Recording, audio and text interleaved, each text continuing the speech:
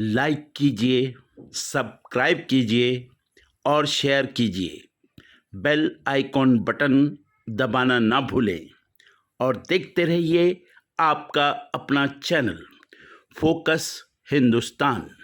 और अपने कमेंट्स ज़रूर भेजें ताकि हम फिर से हाजिर होंगे एक नई खबर के साथ।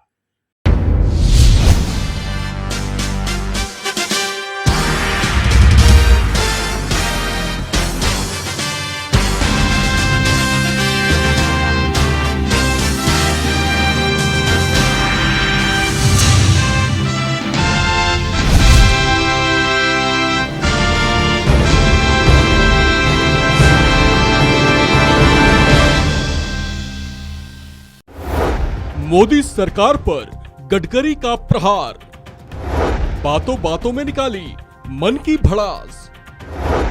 मोदी सरकार पर कस दिया तंज, क्यों कहा सरकार देर से लेती है फैसले। केंद्रीय मंत्री नितिन गडकरी के अंदाज हमलावर हो गए हैं। वो एक के बाद एक तीखे प्रहार किए जा रहे हैं। खुद अपनी ही सरकार को छलनी छलनी किए जा रहे हैं और उनके ऐसे मिजाज और अंदाज की वजह बताई जा रही है उनकी वो नाराजगी जिसका उन्होंने खुलकर इजहार तो नहीं किया, लेकिन उनके अल्फाज खुद ब खुद सब जाहिर कर रहे हैं। इसी बीच केंद्रीय मंत्री नितिन गडकरी ने एक बड़ा बयान दिया है। उन्होंने कहा कि सरकार समय पर निर्णय नहीं लेती है, यही बड़ी समस्या है।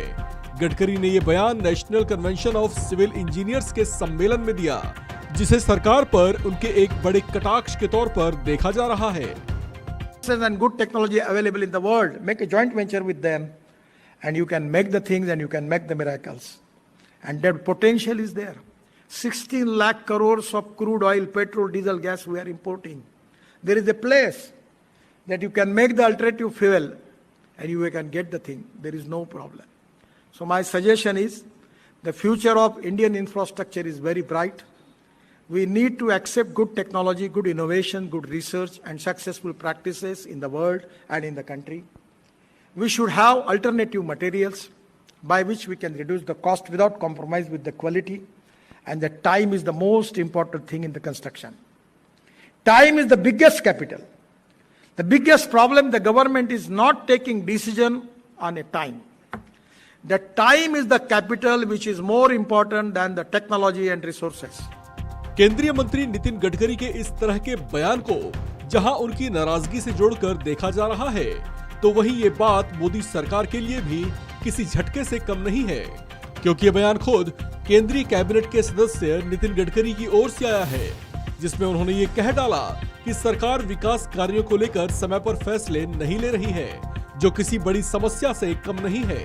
गडकरी ने कहा कि समय ही असली धन है, अगर फैसले समय पर नहीं लिए जाते तो इससे नुकसान हो सकता है। गौरतलब है कि उनकी ओर से ऐसी प्रतिक्रिया उस वक्त सामने आई है जब हाल ही में उन्हें बीजेपी संसदीय बोर्ड के गठन के वक्त बाहर कर दिया गया है। उसके बाद से ही नितिन गडकरी ने चुप्पी साधी हुई थी, लेकिन अब उन्होंने अप्रत्यक्ष तौर से ही सही, लेकिन कहीं न कहीं मोदी सरकार को खरी खरी सुनाने की कोशिश की है। इस खबर में फिलहाल इतना ही। लाइक कीजिए, सब्सक्राइब कीजिए और शेयर कीजिए। बेल आइकॉन बटन दबाना ना भूलें और देखते रहिए आपका अपना चैनल फोकस हिंदुस्तान। और अपने कमेंट्स ज़रूर भेजें ताकि हम फिर से हाजिर होंगे एक नई खबर के साथ। टिकटॉक स्टार और बीजेपी की नेता सोनाली फोगाट का निधन हो गया है। जानकारी के मुताबिक सोनाली फोगाट गोवा में थी और वहीं दिल का दौरा पड़ने से उनकी मौत हो गई है। बता दें कि सोनाली फोगाट अपने कुछ स्टाफ के सदस्यों के साथ गोवा गई हुई थी, जहां सोमवार रात उन्हें दिल का दौरा पड़ा। आनन फानन में उन्हें अस्पताल में भर्ती करवाया गया था, जहां डॉक्टरों ने उन्हें मृत घोषित कर दिया। सोनाली फोगाट महज 42 साल की थी। अपनी मौत से कुछ देर पहले ही सोनाली ने अपने सोशल मीडिया पर बैक टू बैक कई सारे पोस्ट भी शेयर किए थे। सोनाली फोगाट की मौत की खबर से उनके फैंस काफी सदमे में हैं। सोनाली अपने पीछे एक बेटी को छोड़ गई हैं। 42 साल की सोनाली फोगाट ने 2019 में हरियाणा चुनाव में बीजेपी की टिकट पर आदमपुर से विधानसभा का चुनाव लड़ा था। हालांकि वो ये चुनाव हार गई थी। चुनाव के दौरान भी वो टिकटॉक पर अपनी वीडियोस के लिए काफी चर्चित रही थी। इतना ही नहीं, ये बिग बॉस में भी नजर आ चुकी हैं। सोनाली फोगाट के साथ कई विवाद भी जुड़े रहे। वहीं निधन से पहले सोनाली फोगाट ने अपने इंस्टाग्राम अकाउंट पर एक वीडियो भी पोस्ट किया था, जबकि ट्विटर अकाउंट पर उन्होंने अपनी प्रोफाइल पिक्चर भी बदल दी थी। सोनाली फोगाट एक जानी मानी टिकटॉक स्टार भी रह चुकी हैं। वो बिग बॉस 14 का हिस्सा रह चुकी हैं, जिसमें वो काफी चर्चा में रही। इस शो के दौरान उन्होंने अपनी निजी जिंदगी को लेकर कई खुलासे भी किए थे। उन्होंने कहा था कि उनके पति की मौत के बाद उनकी लाइफ में एक बड़ा बदलाव लेकर एक शख्स आया था, लेकिन कुछ कारणों की वजह से उनका रिश्ता आगे नहीं बढ़ सका। हालांकि सोनाली ने उस शख्स का नाम उजागर नहीं किया था। वहीं सोनाली बीजेपी की नेता भी हैं। सोनाली फोगाट ने साल 2015 से एक्टिंग में सक्रिय रहीं और जिमी शेरगिल और रवि किशन जैसे कलाकारों के साथ फिल्में करने के अलावा कुछ टीवी शोज भी किए हैं। सोनाली फोगाट ने पिछले हरियाणा विधानसभा चुनाव में बीजेपी की टिकट पर चुनाव लड़ा था। वो हरियाणा के आदमपुर विधानसभा सीट पर कुलदीप बिश्नोई के खिलाफ चुनाव मैदान में उतरी थी। उन्होंने दावा किया था कि वो आगामी आदमपुर विधानसभा सीट पर होने वाले उपचुनाव में भी बीजेपी की टिकट पर चुनाव लड़ेंगी। लेकिन कुछ दिन पहले ही उन्होंने कुलदीप बिश्नोई से भी मुलाकात की थी। आपको बता दें, कुलदीप बिश्नोई ने हाल ही में बीजेपी की सदस्यता ग्रहण की थी। माना जा रहा है कि उनके बीजेपी में शामिल होने के पीछे सोनाली फोगाट की ही अहम भूमिका रही थी। जानकारी के मुताबिक सोनाली फोगाट का पहले से ही 22 से 25 अगस्त तक गोवा घूमने का प्लान था। ऐसे में वो गोवा पहुंची हुई थी। सोनाली फोगाट के निजी सचिव सुधीर सांगवान और उनकी टीम का एक अन्य व्यक्ति भी गोवा में उनके साथ ही मौजूद था। आपको बता दें, 2016 में सोनाली फोगाट के पति संजय फोगाट भी हरियाणा के फार्म हाउस में संदिग्ध परिस्थितियों में मृत पाए गए थे।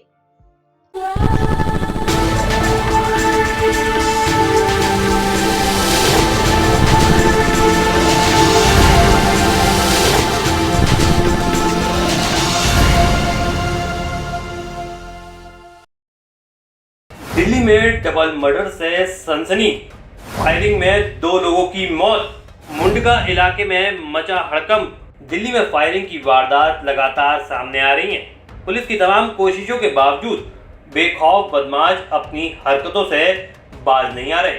ताज़ा मामला मुंडका थाना क्षेत्र का है। दरअसल दिल्ली में बीती रात डबल मर्डर से सनसनी फैल गई।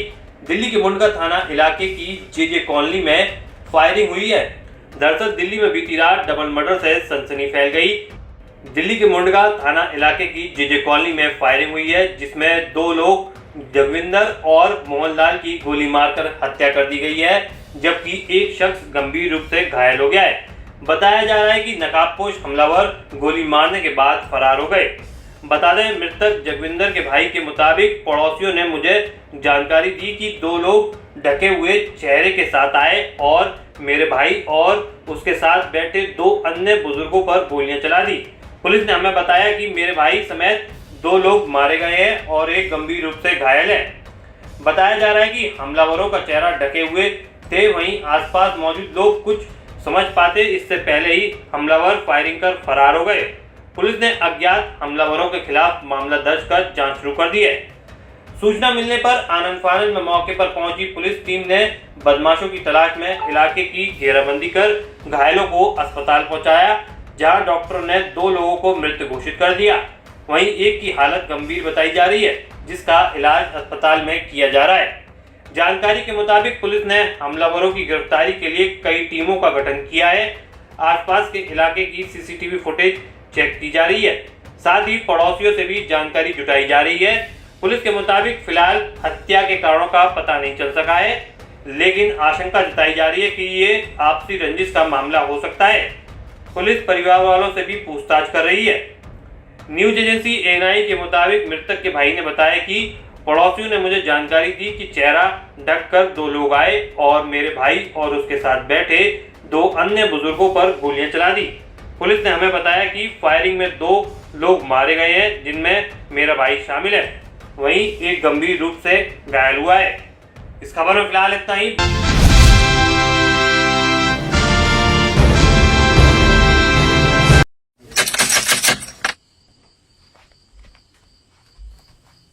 नमस्ते। नमस्ते। घर में सब ठीक ठाक है? जी। सुनो, ये 500 रुपया रखो, कल मुझे ही वोट देना। ठीक है, हम चलते हैं।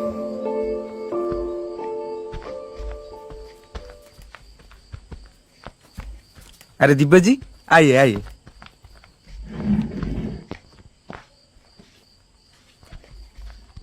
बैठिए।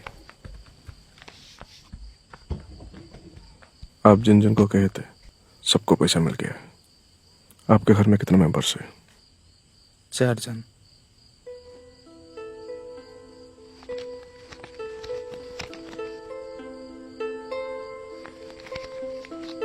कल वोट हमें ही मिलना चाहिए। अब चिंता मत कीजिए, हमारे घर के सारे वोट आपको ही जाएगा। ठीक है, हम चलते हैं।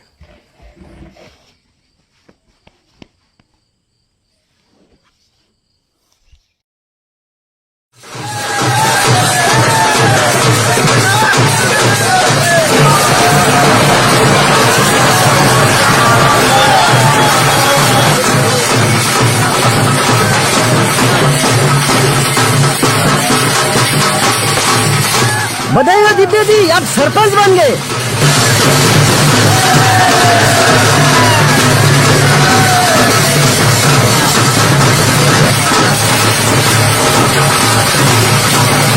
कांग्रेचुलेशन दिव्या जी।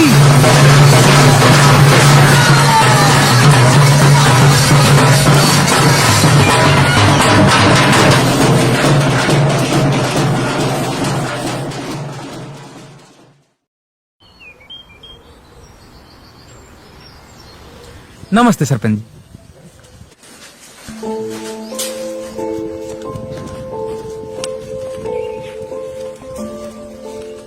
क्या हुआ भाई साहब, यहाँ कैसे आना हुआ? एक समस्या के बारे में बात करने के लिए आया था, पर जब से ये सरपंच बने हैं मेरा कोई भी शिकायत नहीं सुनते हैं।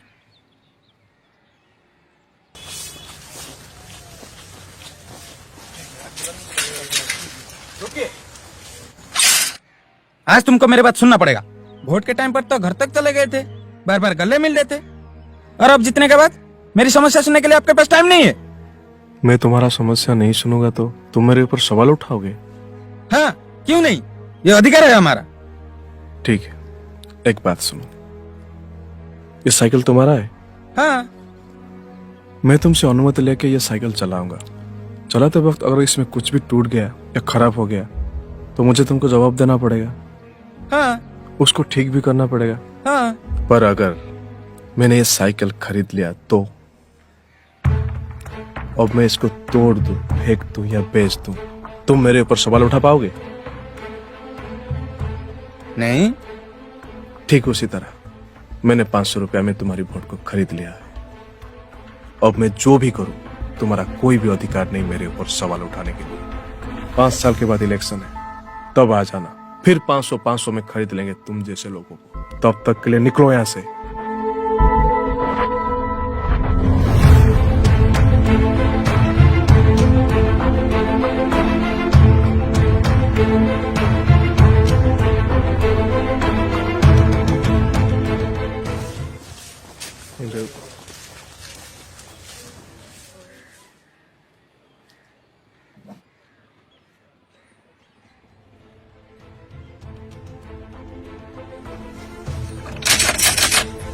नमस्ते।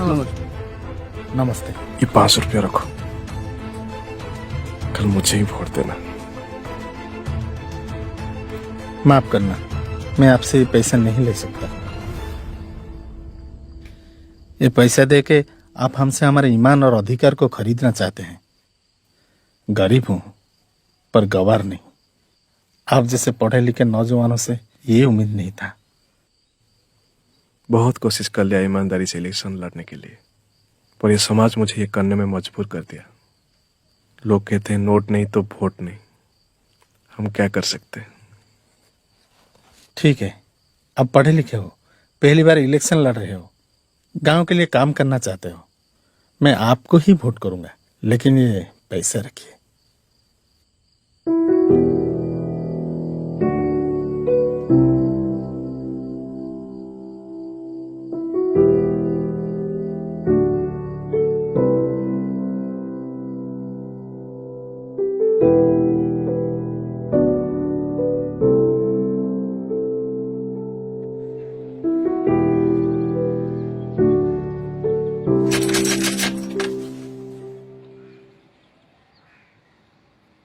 नमस्ते।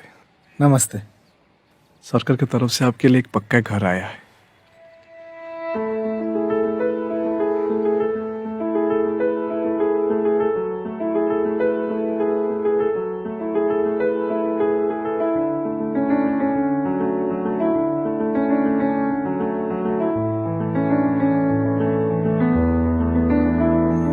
ठीक है, मैं चलता हूँ। कोई भी समस्या हो तो मुझे थोड़ा याद कर देना। मैं हमेशा आपके साथ हूँ।